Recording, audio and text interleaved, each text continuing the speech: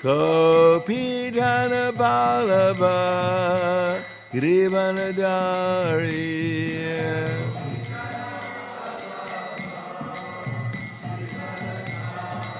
Yasodanana Brajatana Ranjana Yasodanana Brajatana Ranjana Yamuna Tirha Vanacharya Yamuna Tirha Vanacharya Jaya Radha Madhava Kunja Vihari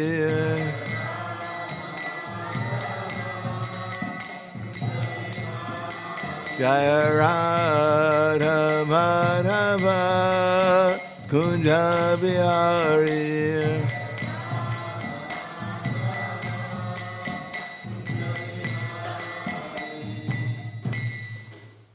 Jaya Vishnupad Paramhansa Prabhupada-Acharya Asadhara Sadushi Shriman His Divine Grace Sri Bhaktivedanta Swami Raj Srila Prabhupada Ki Jai Gaur Premanande Hare, all glorious to the sound devotees, all glorious to Shri Guru and Shri Gauranga.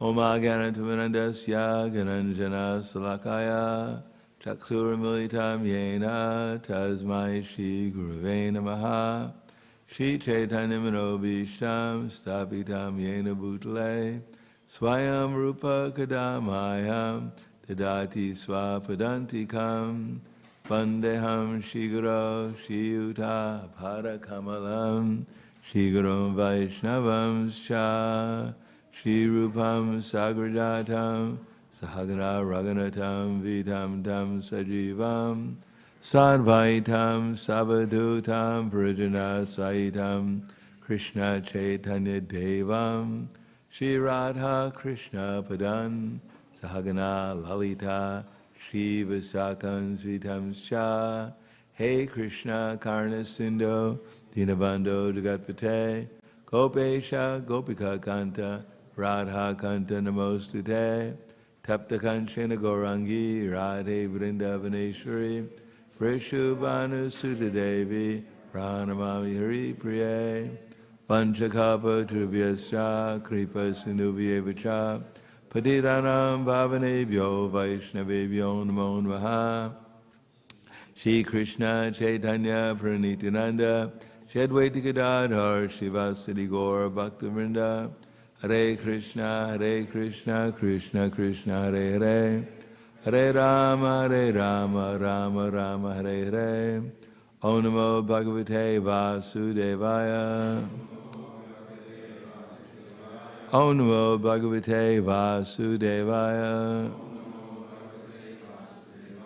Om Namo Bhagavate Vasudevaya Śrīmad Bhāgavatam, Canto 10, Chapter 1, The Advent of Lord Krishna, the Introduction, text number 29.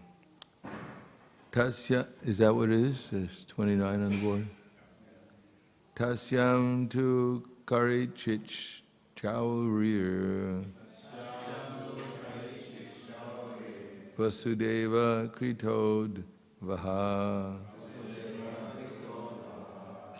Devakya Suryaya Sardam Prayane Ratam Aruhat. There's actually no purport, so I'm just going to read the translation. Some time ago, Vasudeva, who belonged to the demigod family or the Surya dynasty, married Devaki. After the marriage, he mounted his chariot to return home with his newly married wife. Text 30. Kamsa, the son of King Ugrasena, in order to please his sister Devaki on the occasion of her marriage, took charge of the reins of the of the horses and became the chariot driver.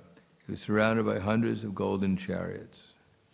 Text 31 to 32. Devaki's father, King Devaka, was very much affectionate to his daughter.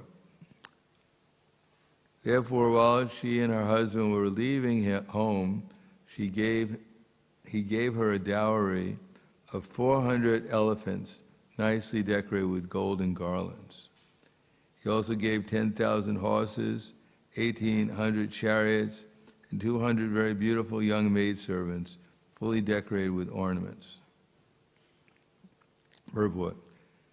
The system of giving a dowry to one's daughter has existed in Vedic civilization for a very long time. Even today, following the same system, a father who has money will give his daughter an opulent dowry.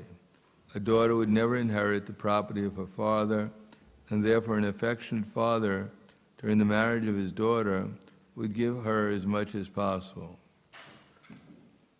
A dowry, therefore, is never illegal according to the Vedic system. Here, of course, the gift offered as a dowry by Devaka to Devaki was not ordinary. Because Devaka was a king, he gave a dowry quite suitable to his royal position. Even an ordinary man, especially a high-class Brahmana, Kshatriya, Vaishya, is supposed to give the daughter a liberal dowry. Immediately after the marriage, the daughter goes to her husband's house, and it is also custom for the brother of the bride to accompany his sister and brother-in-law to exhibit affection for her. This system was followed by Kamsa. These are old customs. These are all old customs in the society of Vedic Varnashram Dharma, which is now wrongly designated as Hindu. These long-standing customs are nicely described here. Namo Vishnu Padaya Krishna Prasthaya Bhutale Śrīmate Bhaktivedanta Swami Namane Namaste Sarasatunde Vaye Gauravani Bacharane Nirvishesha Srinivadi Paskyatyade Siddharne. Varnashram is one of the controversies within ISKCON. Are we supposed to establish Varnashram? Is that 50% of what we're supposed to do? Or is it, as Chaitanya Mahaprabhu said, Eko Bahir? It is external. But Prabhupada mentions Varnashram throughout the Śrīmad Bhāgavatam. Therefore, as Krishna says in the Bhagavad Gita, Chatura Varna Mayashristam Guna Karma Vibhagashaha Tasya Chatura Varnam Maya Shistam Guna Karma Vibhagasha Tasya Kartam Apimam Vidya Kartam Avyam. So it's Avyam. It's an eternal system. It doesn't have a beginning and it doesn't have an end. It's either manifests properly or it's manifests in a distorted way. So nowadays we have, as in the 18th chapter of the Śrīmad, or in the 19th chapter, 18th, 19th, first canto, Śrīmad Bhāgavatam, a Shudra dressed as a king was beating on a cow and bull. So that's the kind of Varna and Ashram we have nowadays. There are no proper Varnas, and Ashram is not very well developed either. And as Kali Yuga is going on, Tatas Shanudidam Dharma, Sattvam Socham Daya Shama, Kalayana Balera Rajan, Nakshatraya Balam Smriti. As day after day, as we're witnessing directly, Tatas Shanudinam, Anu Dinam, every day, Tatas Shanudinam Dharma. Dharma is going down, is disappearing. So Dharma, the beginning of Dharma is Varnashram Dharma. That's why it's called Varnashram Dharma, where people follow their conditioned nature, they utilize it according to the rules and regulations of the Varna and Ashram. Of course, Kalo Sudra Sambhava, if we were simply thinking ourselves as Shudras, and as I said before, Śrīmad Bhāgavatam said that we were all born as Shudras. How do we know we were born as Shudras? Because our parents were Shudras. And at the time of conception, most of them were not meditating upon either the impersonal Brahman, because Kashyapa was an impersonalist, kind of an impersonalist. He was meditating on the personal Brahman. Of course, he got Hiranyakashipu and Hiranyaksha as children. But they were not necessarily meditating upon the Supreme Personality of Godhead, trying to get a ray of Vishnu into the world. So most of us did not come as a ray of Vishnu. But by modern education, although we were born in Shudra, and how do we know if we're Shudras? Because principally we misidentify ourselves with this gross and subtle material body. That if we look in the mirror and we think that this is me, that's called Shudra. And the result of identifying with its gross and subtle body is we have no alternative but to lament. Because every day, although Dharma goes down, also our age is going up. No one I know has ever gotten younger in the course of time. And when we're 5 years old, we want to be 20, and when we're 30, we want to be 20 again.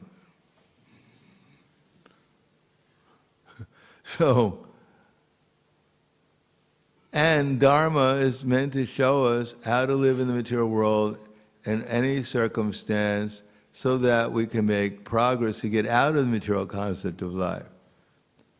To go from Dharma to Artha to Kama, but the aim is moksha. Therefore, moksha means to become free from the material conception of life, to realize Aham Brahmasmi. Therefore, and then from there one can enter into actual reality of devotional service. Brahma Bhuta Prasanatma Nashoshiti Nakankshiti Samak Sarveshu Bhuteshu Mad Bhaktim Labhate Param. So, Varnashram is meant to show us how to get free from lamentation and hankering, and to actually see all living entities on the same level, that everyone is actually spirit soul in a different conditioned body. Then on that state one can enter into actual devotion to Krishna. In other words, hankering and lamentation in the material world are supposed to be negated by the Varnashram Dharma. It's not an artificial system to impose upon people artificial rules and regulations. It's a system to get free from hankering and lamentation, which means that very important is the Brahmins. Why the Brahmins? Because the Brahmins know how to get free from hankering and lamentation, because that's why they're Brahmins. They know how to see all living entities as spiritual beings and interact with them in a way that doesn't produce negative karma, but actually helps all living entities come to a higher stage of Krishna consciousness. Krishna himself followed the Varnashram Dharma system, and therefore he appeared at the beginning in a Vaishya family. And when he was doing Govardhan Puj, he also took care not only to feed the Brahmins and the other residents of Vrindavan, that even the dogs were given adequate, even the lower animals were given sumptuous food to eat. Because on the Brahminical platform, then one has proper direction. And because modern society, as I mentioned before, has destroyed Varna and Ashram, which began with a Shudra dressed as a king, beating on a cow and bull, instead of protecting the cow and bull, beating on them and doing unmentionable things. Therefore, everything has become very complicated. Although modern society is elated by the complications they're creating. And they think that less than what we have now, more simple life, is barbaric, is primitive. And that the complicated, frustrating society we have now, they somehow or another, pravitim cha, nivritim cha, janana vidu asura, because they're asuras, they don't know what's to be done and what's not to be done. What does Krishna say in Bhagavad Gita? That they believe that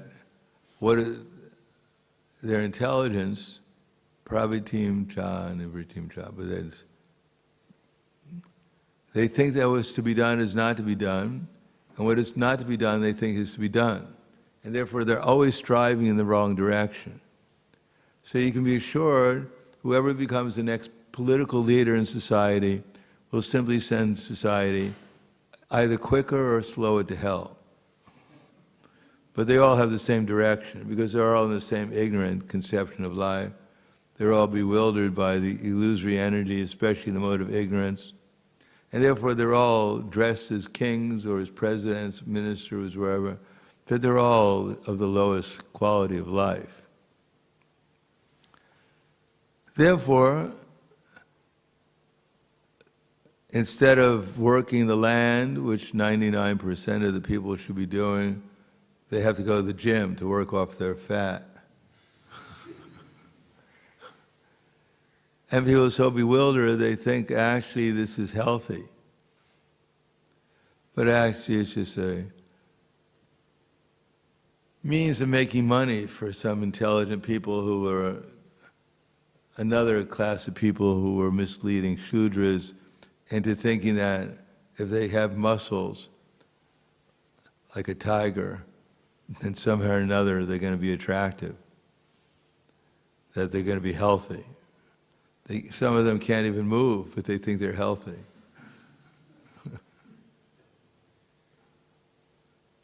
They can't even lift up their shoes because they can't bend down that.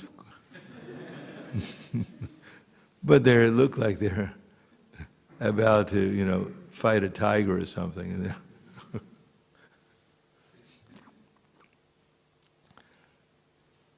Therefore, without protecting the cow, that's one thing, because without protecting the cow, everyone has lost their intelligence. Everyone has become involved in an economic system which has zero chance of survival in the future. Therefore, it's only a question of when it's going to collapse.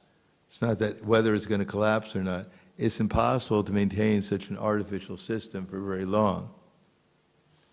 And the people who've created that system, they're lost their intelligence, maya priti jnana. First of all, it's founded on atheism. The whole modern society is based upon God has no laws. There is no God. Etam drishtim avashtavya nashtatmano na buddhaya pravanya karmana shaye jagato hita. They believe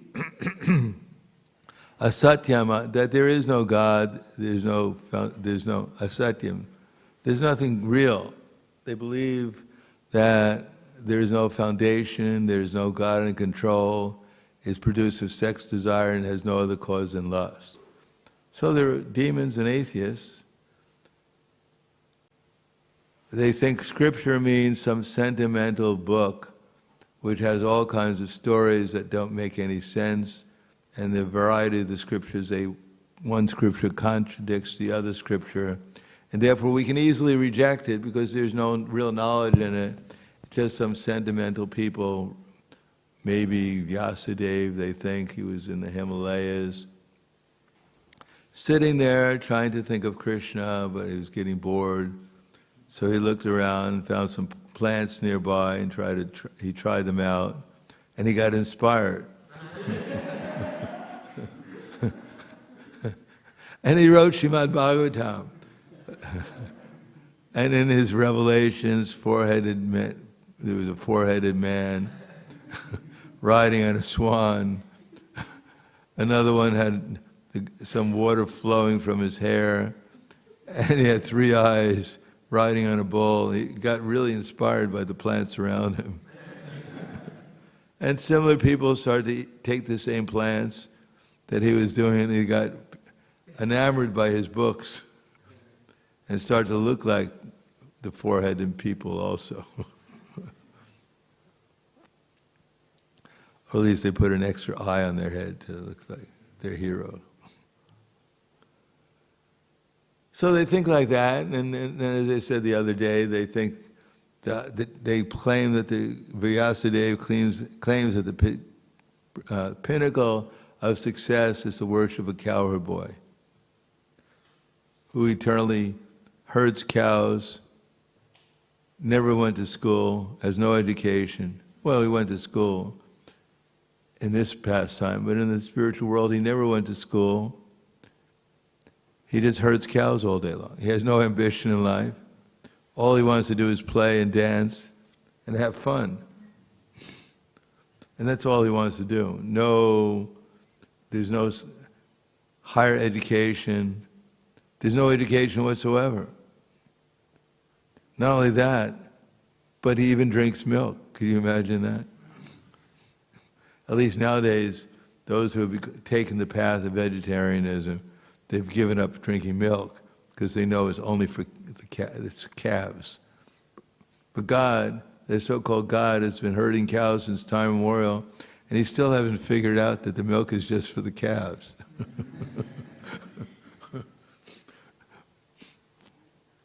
So this is their hero, this is their leader, this is the person they follow, and therefore no wonder they put these strange things on their head.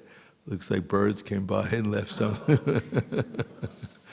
And they get up in the morning, they're so unintelligent, they use their bed sheet as clothes. And some of them have lost their hair.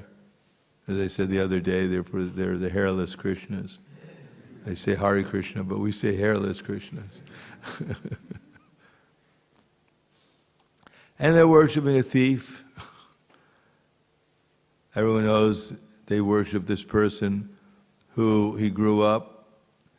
The first person who came to feed him, his nurse, he killed. He began from childhood in a life of crime.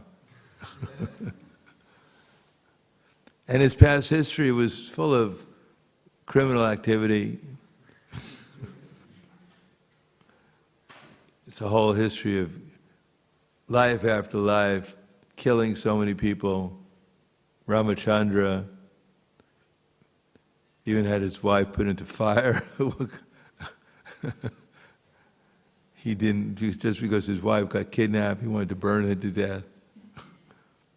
Luckily, she escaped by some miracle. And then after so much torturing his wife, he finally threw her out of the house into the jungle after she was pregnant. And this is their hero. And he spent his life in the forest, killing rakshasas, killing all kinds of things in the forest. And Parasuram, just because his father got a little insulted, just because he took away one cow from his father, he wound up killing a whole thousands of millions of people. So this is his karma he has. And they worship him. Violent thief, women hunter, fled the city because finally the ladies got wise. Went to Dwarka or Mathura, killed his uncle, killed an elephant just because the elephant blocked his path from going to the... Then some wrestlers came along, just wanted to have an honest fight with him. He killed them too. His brothers got disturbed. Balaram came with an elephant tusk. He killed them. Then he knocked his poor uncle off the dais and killed him. Everything he got his hands on, he killed.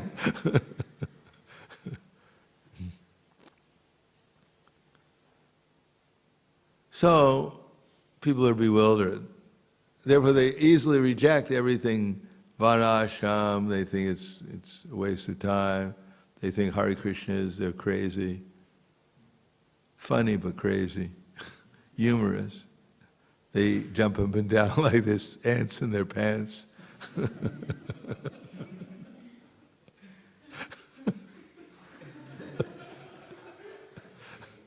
Therefore, they think it's all humor. It's all like it's fun, watching them. You don't have to go to the zoo; just go downtown.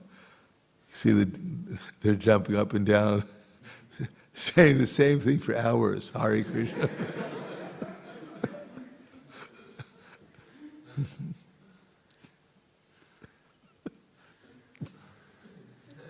Everyone knows if you think about the same thing over and over again, then you'll go crazy.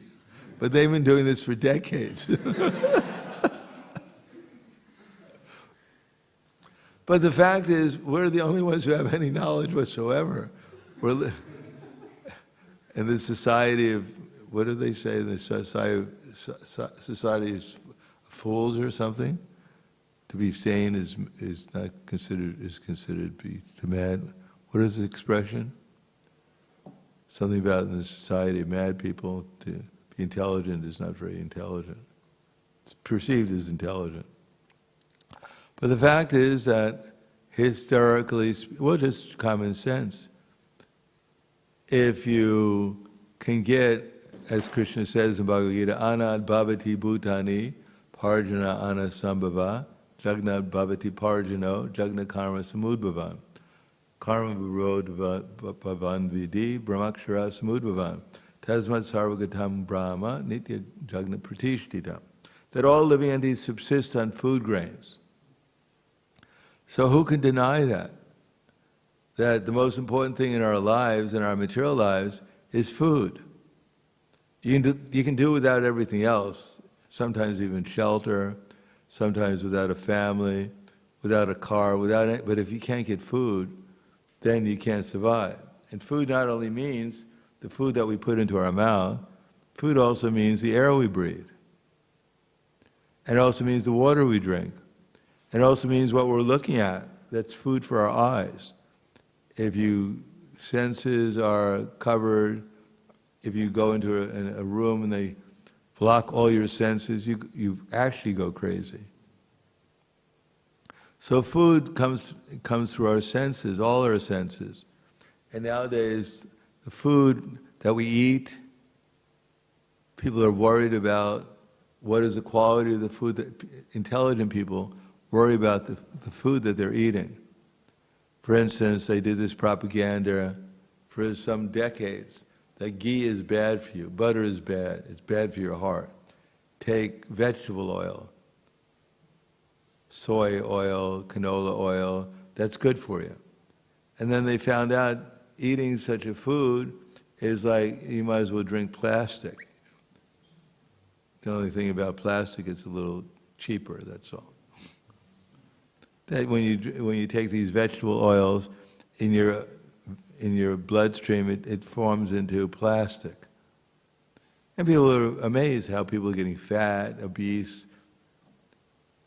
Prabhupada told his sister, because his sister was saying to Prabhupada, Pishama, that she doesn't eat anything. And Prabhupada laughed and said, how could she's so fat, how could she say, how could she say she's not eating anything? So similarly, people are practically, they can't eat any, they're eating, of course they're eating a lot because they're never satisfied. They have this food, that they have this chemical they could put in food that the more you eat, the more hungry you get. And they're especially using it in movie theaters on the popcorn. They put it on the popcorn. So you pay $10 to go into the movie, and then you wind up paying $50 to eat the popcorn and drinks. Now the movie costs the movie theater, a little bit of money to hire the movie, but it costs them practically nothing to make the popcorn.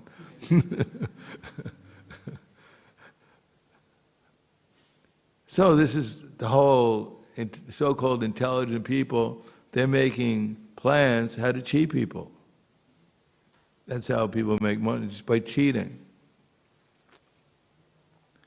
Instead of protecting the people because they've lost their intelligence, they're simply making plans because there's no dharma, and the only thing left is artha and kama. So artha means the vaishyas, so-called vaishyas, who are expert at cheating people, and the kama means the shudras, who are expert at being cheated. So therefore Bhaktivedanta Saraswati Prabhupada has said that in Kali Yuga there's simply the cheaters and the cheated. The cheated are those who, well, anyhow, especially the cheaters are those who have gone to the university, to business school, and learned how to cheat everyone. And those are considered to be the experts, the intelligent people in society. They charge $300 an hour to teach others how to cheat. There's like Y2K, they made such a big thing out of it. Everything's going to stop. And the people who made the big thing out of it, they made fortunes out of it.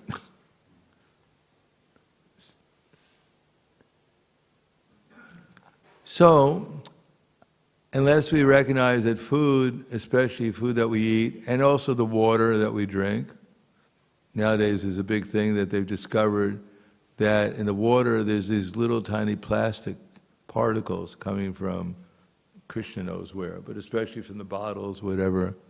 And these little tiny plastic things, they pass the brain barrier and they fill up our brain with plastic. So for some people, they think that's a good idea. At least their brain gets filled up with something.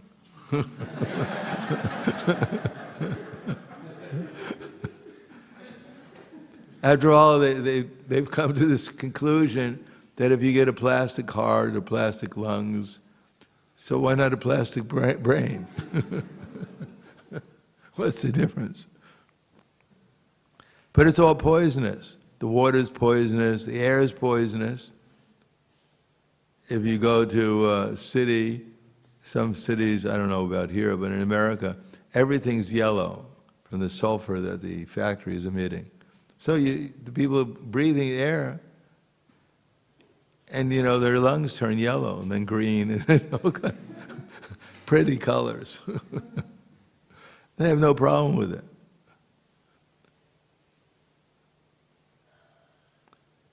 So this is anad bhavati bhutane. But where does the food grains come from? It comes from rain.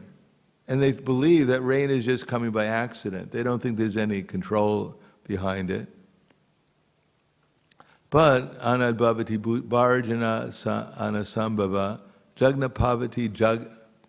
bhavati parjanyo. The rain comes from sacrifice. And sacrifice is born in prescribed duties.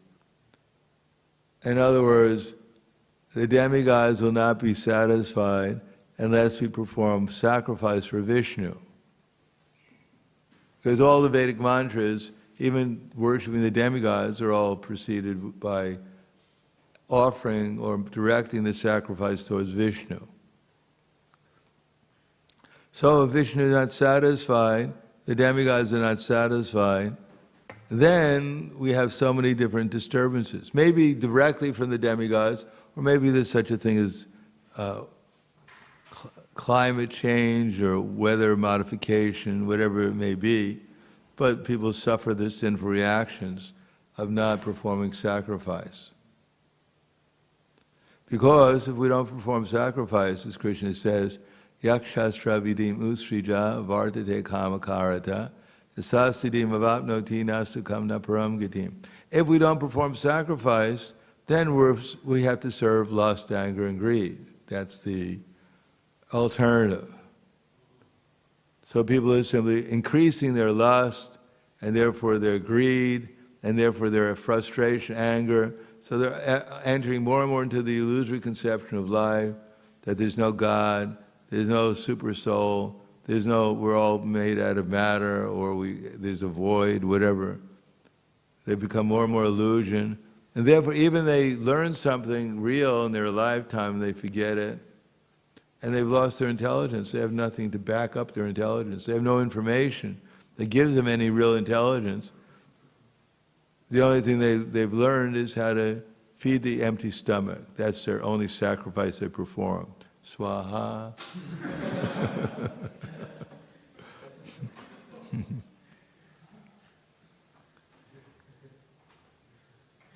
Therefore, Chaitanya Mahaprabhu's come because Varnashram Dharma, there are no Brahmins. There are only people pretending to be learned, speaking all kinds of nonsense, misdirecting society. There are no Kshatriyas. They're all businessmen or bought out by the businessmen. They're less than Shudras. There are no Vaishyas, hardly. There's no one protecting the cows. There's no one protecting the citizens. There's no one protecting anyone. Their so-called medicine is worse than poison.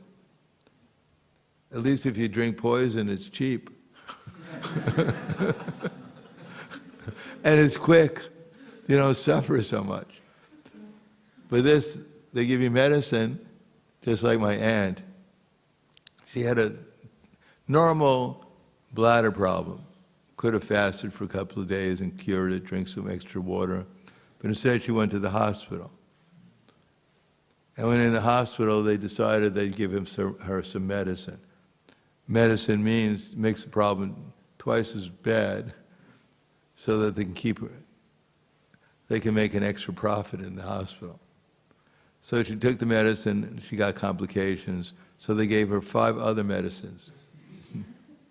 By the time she left her body, every day she had 5 different doctors visiting her, prescribing different medicines. So by the time they killed her off, because there's not much left profit they could get out of her, they sent the bill to my uncle, and it was $1,200,000 at that time to solve it. And my uncle was very happy that she died, but she died scientifically. She died with the best care. Everyone was happy. My uncle was happy. The doctors were happy. The insurance company, everyone was happy. My mother wasn't very happy because she liked my aunt, her sister.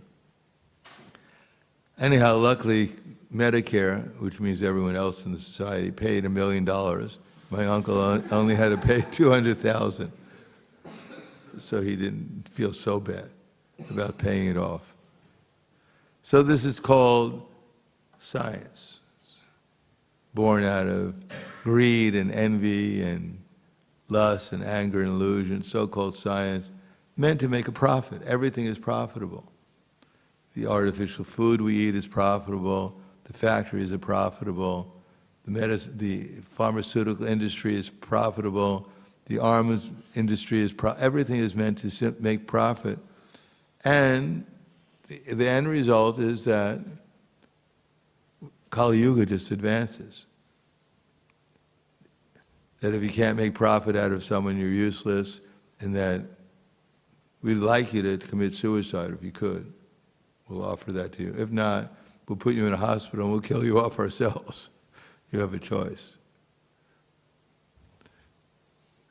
We'll give you the medicine to take care of your pain so that you don't have any pain anymore because you're not going to wake up.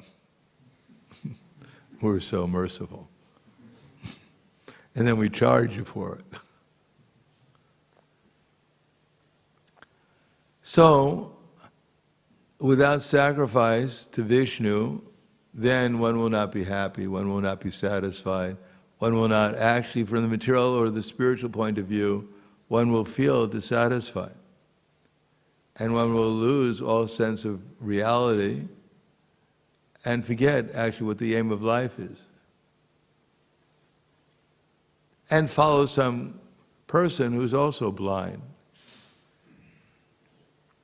Therefore, all we do is have to look around and see, after they kill the cow and the bull, they put in the tractors, and from the tractors came the factories. From the factories came more factories, to manufacture the tractors, to manufacture the vehicles to transport the tractors, to manufacture the artificial fertilizers, the chemicals, to fertilize the ground, and then you need to protect the plants, so-called protect them, with insecticides and herbicides, and then eventually you have to use peoplecides. Get rid of the excess people too. And that's called advancement. And then in order to get the energy, you need armies, you need huge factories to manufacture the weapons, you need scientists working on how to kill people quicker because they live too long. They're breathing our air, they're drinking our water, they're eating our food. Let's get rid of them because they're making offense against us. And sending our armies over to other countries to gently ask them for donations of all their resources. And in return, we'll send them comic books of Mickey Mouse and Minnie Mouse. And maybe some movie, a spiritual movie like Avatar. Give them some higher consciousness.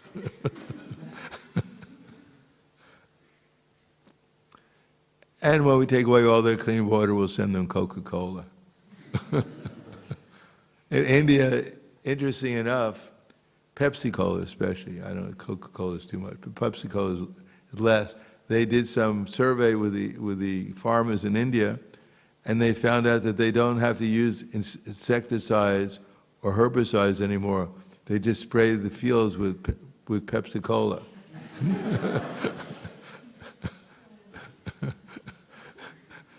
And any respectable insect will flee as soon as...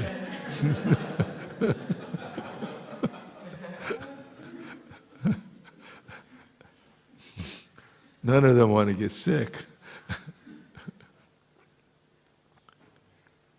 And this is the wonderful thing that Disneyland, whatever, and Coca-Cola, McDonald's, this is the gift for all the good donations you've given us. For all the wonderful appreciation you have for our culture. Whereas Mahatma Gandhi, when he was in England and the reporters were asking him, Mahatma Gandhi, what do you think of English culture now that you've been here for some time?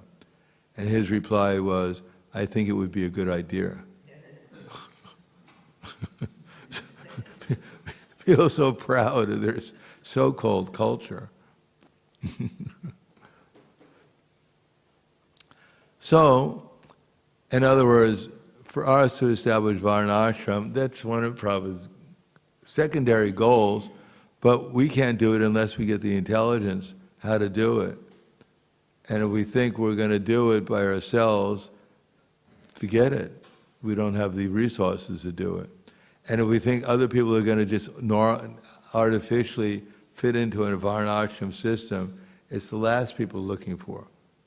If you just put out an article in the newspaper in Australia that the Hare Krishnas want to revive Varnashram, would anyone like to become a Shudra in their system? Or Brahmin or Kshatriya, whatever. People think that these people are really, they're regressive. They're trying to impose an artificial caste system upon Australia. We're trying to cast out our caste system. And they want to cast this into a caste system. Because they have no idea. We have a little idea what it'd be. Just like if everyone here, we had a little, at the end of leaving the class, someone outside decided to designate us. The temple president decided to designate everyone who left the temple, gave a little questionnaire, and then we get it back and they said, you're a Shudra.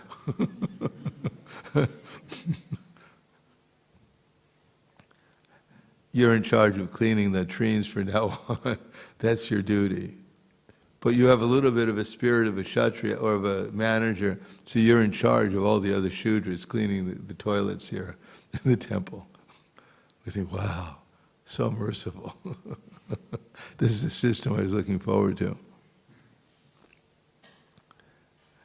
And you're a Kshatriya, you should go to Africa and learn how to fight with the tiger and then come back.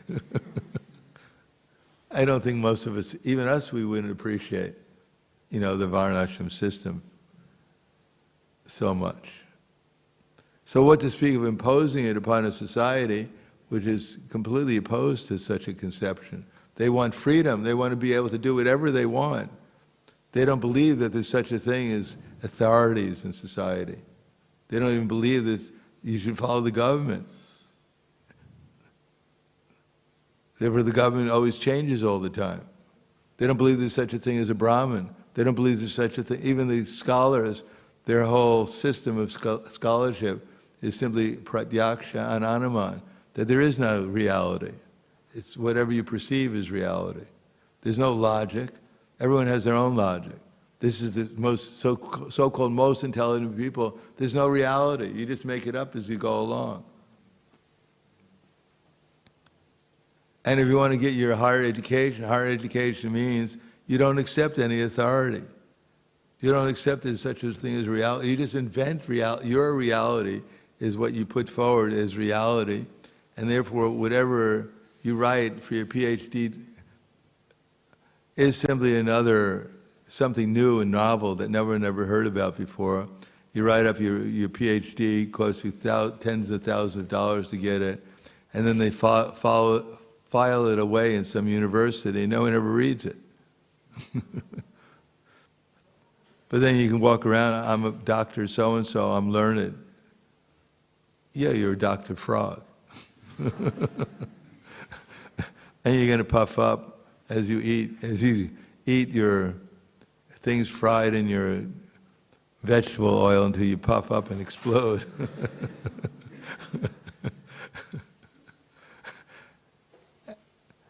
Therefore, the conclusion is we want to establish protection of cows. We want to establish a system where people actually protect each other. The father giving a dowry to his daughter of something meaningful, and at the same time there's an educational system where everyone is actually satisfied by their work. And their work is aimed at sacrifice for Vishnu. They believe that there's a God, that there's a purpose of life, and that there's a progression where we can achieve it if you follow the proper system. And that's possible if we actually learn how to chant Hare Krishna without offense. Actually get Krishna's association, and in that ecstasy, when we learn how to chant in Shuddha Nam, in ecstasy, free ourselves from this material concept of life, and actually understand how it's all being organized by Krishna. It's not like the sun's there and moving in its orbit by accident. It's not that the rain's falling by accident. It's not that we're breathing air by accident. It's all being arranged, and if we rely upon the arranger who's arranging everything, then he can supply everything we need without much endeavor, without all this artificial, complicated system of trying to get food. If we just accept the simple, direct way of getting food by having a cow and bull, plowing the land, letting the cow and bull fertilize the land, doing sacrifice so the demigods give us the proper amount of rain at the proper time, that the earth becomes satisfied with us and gives us all the flowers and the fruits and vegetables. Everything is, the grains are naturally fertilized. Then the society can live peaceful and happily and actually concentrate their minds upon something higher, namely their eternal relation with Krishna. That everyone can do that with not much problems. And then people, their art, their music will all become devotional, like it normally was. Even 50 years ago, the movies they put out in India were all about Sita and Ram, or Gauranga Mahaprabhu, things like the Ramayana, the Mahabharata. And now, in order to qualify to be an actor, you have to know how to have a gun and a knife in your teeth. And the knife has a certain amount of blood flowing from it to make it genuine. And this is considered to be culture. This is entertainment. Watching people being tortured and killed, this is a lot of fun. This is where societies come. And to see people dancing, like Sita Ram, Sita's wedding, oh, this is old-fashioned, this is sentimental, this is too nice.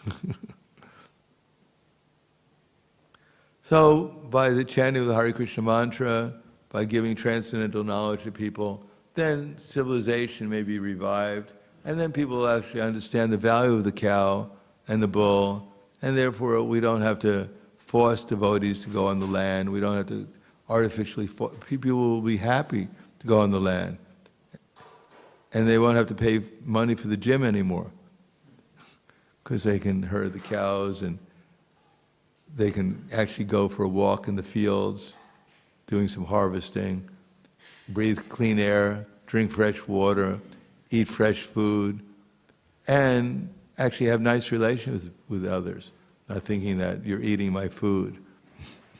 I got to get rid of you.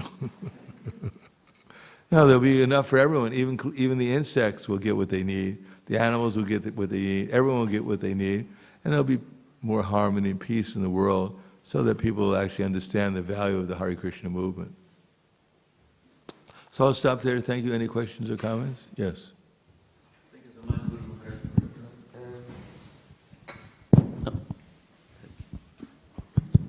much. Regarding the cow protection, according to Varnashram, in few forms in ISKCON we are attempting to protect cows, but I heard that protecting cows from the slaughterhouses is not the real cow protection. Can you please elaborate on that? I don't know. I never heard the Prabhupada say that. Where did you hear that from? Why should I elaborate on something I never heard about? Well, I remember you mentioned to me that one day that real cow protection means that the cows have to produce milk. Yeah.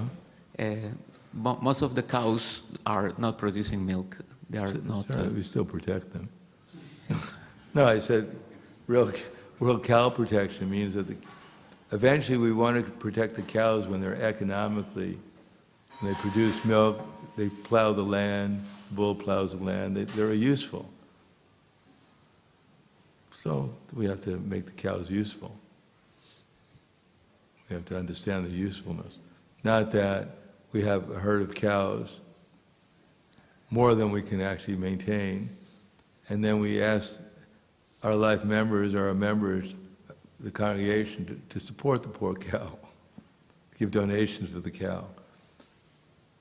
No, the cow should be the center of they should be the source of economic development, not the source of charity.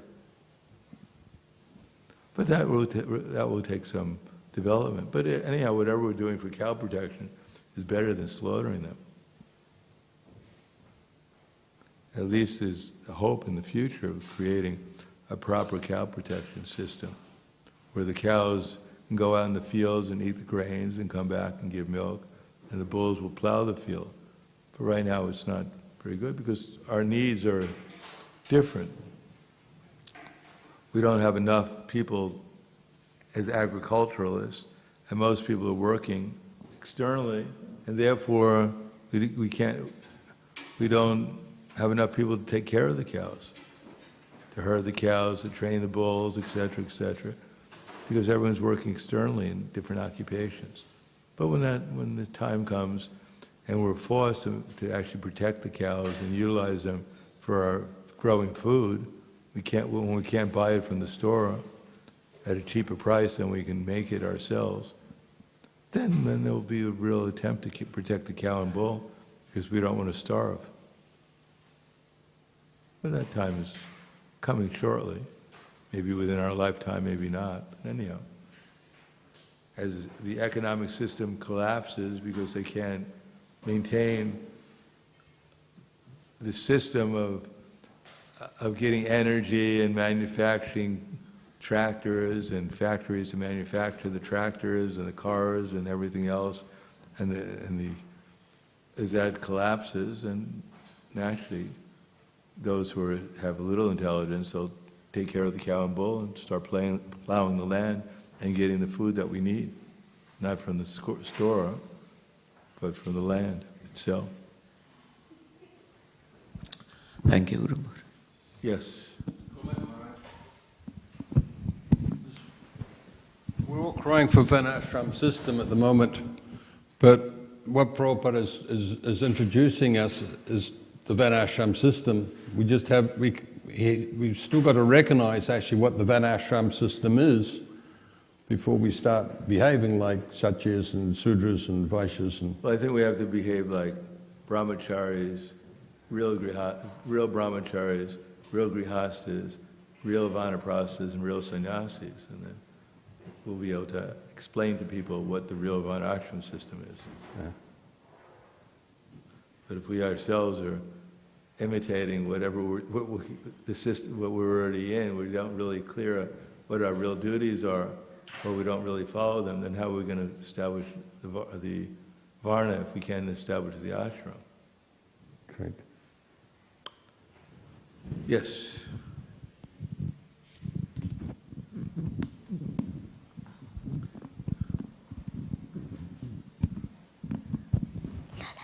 Hare Krishna Maharaj, thank you for the nice class. Maharaj, you were talking about the system, the Varnashrama Dharma, and we see Varnashrama is not much prevalent today. I mean, we have some freedom to choose what our profession is according to our talents, our experiences, our propensities. So Maharaj, I wanted to ask, is our professional duty regarded as our prescribed duty? Because in Bhagavad Gita, Krishna says that everyone should perform their prescribed duty. Well, our prescribed duty right now is to chant Hare Krishna. And somehow or another maintain this body. That's our prescribed duty right now. It's until we actually establish real Brahmins, real Kshatriyas, real Vaishyas, real Shudras, then we're not going to have, an occupational duty, because it's all based on sacrifice for Vishnu. If there's no sacrifice for Vishnu, what does it mean to be a Shudra or a Vaishya? We don't have Kshatriyas, we don't have Brahmanas. Therefore, Prabhupada wanted to establish Brahmanas first. But that will take some time. First, as I said, the first thing we need is, we can act in an ashram. No, there's no real impediment for that, to follow the system of ashram. The brahmachari, guru kule, vasandanta, guru oritam, learns how to control their mind and senses, and the grihastas further that sense of mind control by dhamma, dhammas, and jagna, by sacrifice, charity, and sense and mind control. And the vanaprasthas actually further that by real tapasya, and the sannyasis by fearlessness, purification of one's existence, and cultivation of spiritual knowledge. Then we'll have the intelligence how to establish the varna ashram, the varna part of that.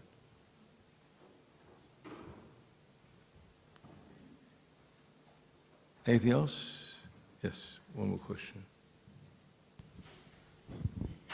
Thank you, Maharaj, once again. Hare Krishna. Maharaj, my question is, as practitioners of Bhakti Yoga, sometimes it's practically not even viable. There is industrial scale dairy production, industrial scale food production, and then when we hear about Varnashrama Dharma and we feel this was Srila Prabhupada's desire and therefore we have to do something about it. However, how financially or how practically viable the option is. Well, first we have to establish the preaching.